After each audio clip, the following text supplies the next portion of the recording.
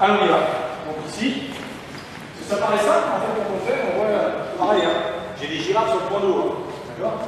Et attention, vous vous rappelez, par rapport aux hanches, c'est valable par rapport au bras. Vous ne frappez pas la nerf du nid, vous n'avez rien fait. Voilà. D'accord? Allez. 1, 2, 3. Et on va. Ça va? Allez, encore ce mouvement. Donc, travaillez avec l'ensemble du corps. Hein. Vous devez sentir tout. Les jambes, la taille. Voilà. Vraiment une ondulation du corps. Hein. Et attention, c'est pas. Comme ça, hein, vous voyez ce que je veux dire? Hein, peut-être pas le somnambule, hein. C'est vraiment ouvrir. Et voilà. Allez, prêt? C'est parti. Allez. 1, 2.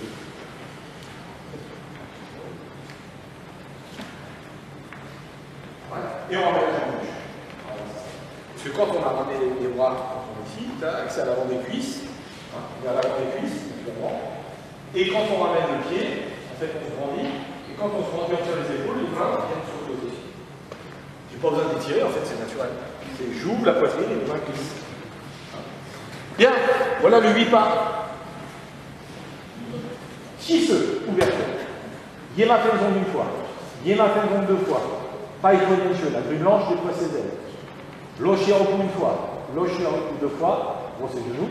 Demi-tour. Schwanzen. Tanpien. Simple fouet. Yuncho 3 fois.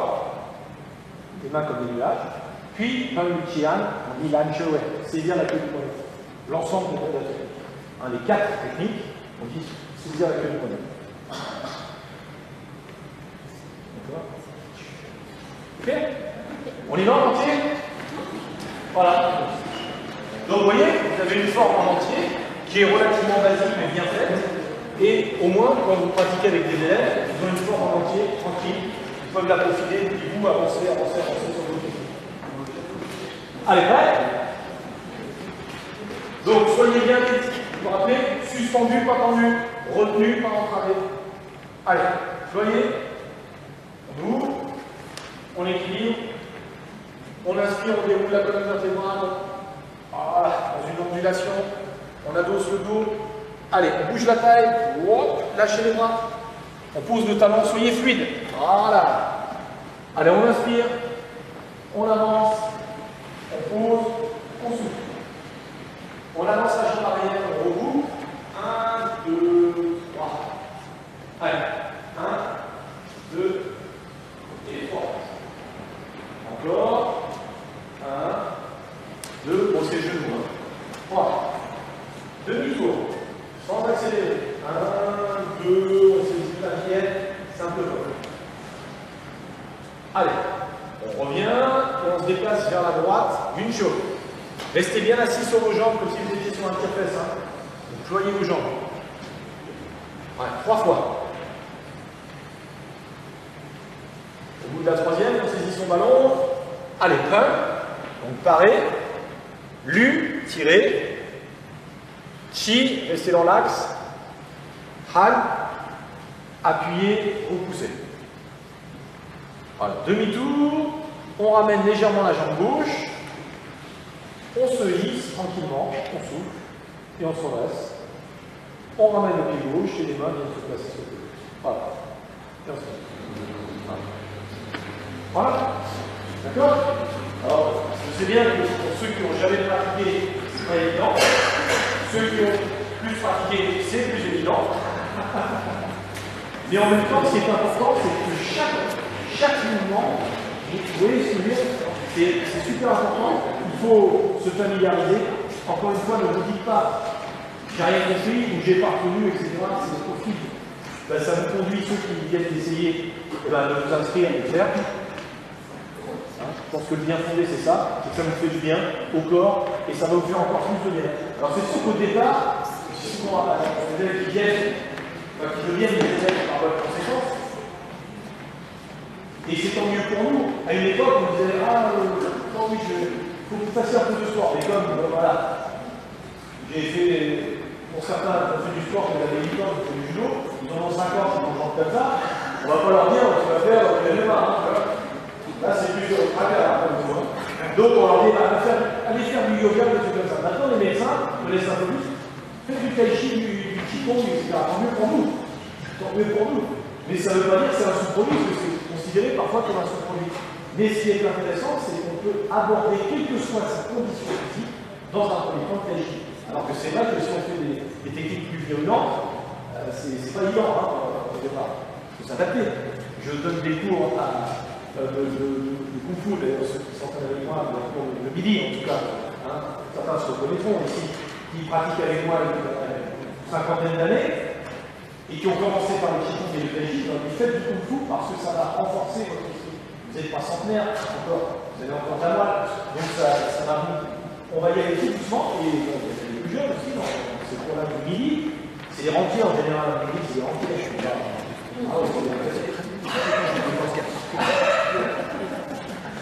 Donc en fait, ils font du Kung Fu avec moi et ils commencent à avoir un niveau correct. Vous voyez ce que je veux dire? C'est un niveau correct dans le travail et c'est très complémentaire du Tai Chi. Parce que ça permet de revenir en Tai Chi. Ceux qui pratiquent le karaté comprennent bien ça. Par nécessité, il y a une pratique de Tai Chi. Pratiquer comme je le faisais avant, ça paraît difficile au niveau articulaire.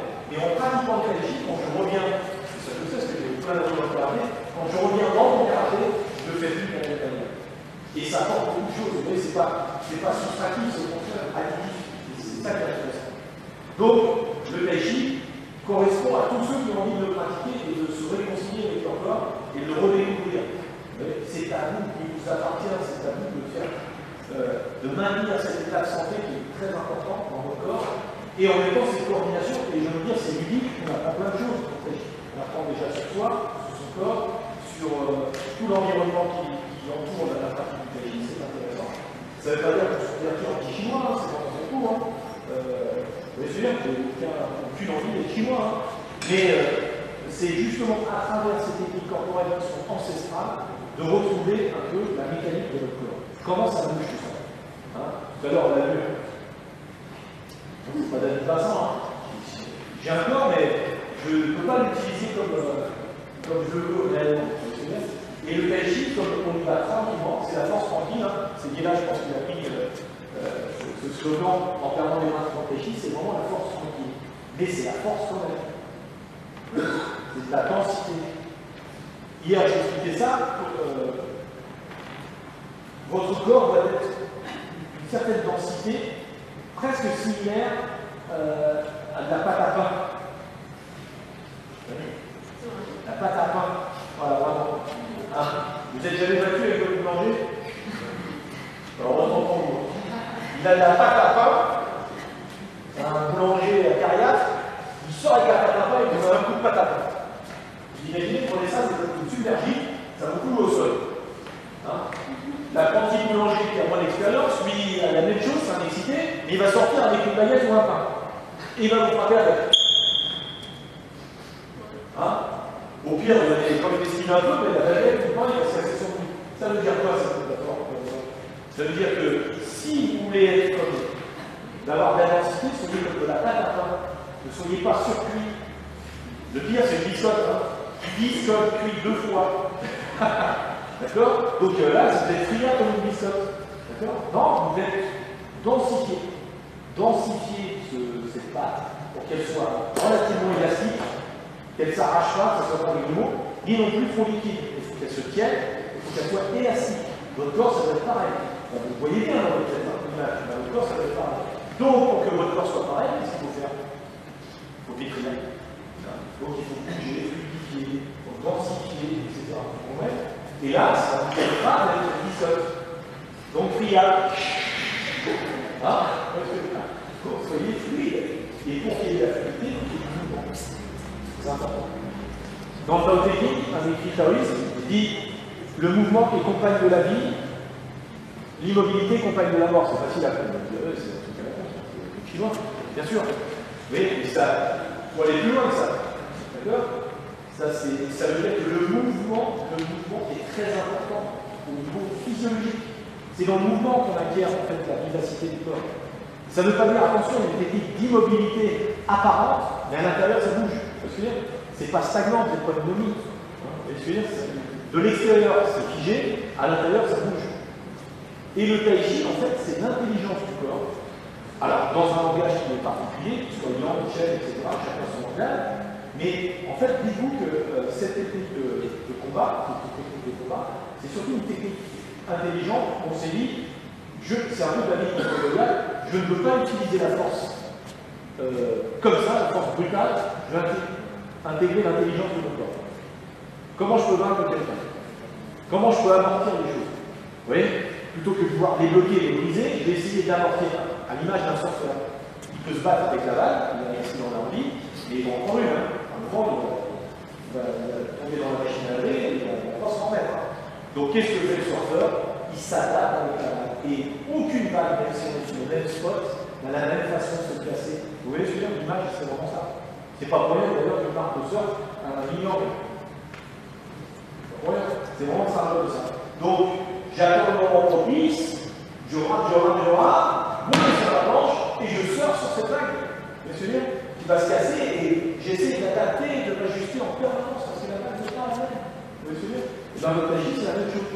Même si vous faites toujours les mêmes mouvements, d'accord? Si je vous filmais dans un repère quadrillé, scientifique, eh bien peut-être que vous allez aider de quelques millimètres plus les mains que le mouvement précédent. Pourtant, c'est le mouvement.